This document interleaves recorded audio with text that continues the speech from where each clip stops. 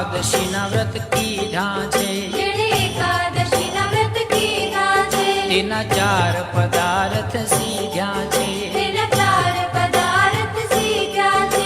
એને પ્રભુએ પોતાના કરી લીધા છે, એને પ્રભુએ પોતાના કરી લીધા છે.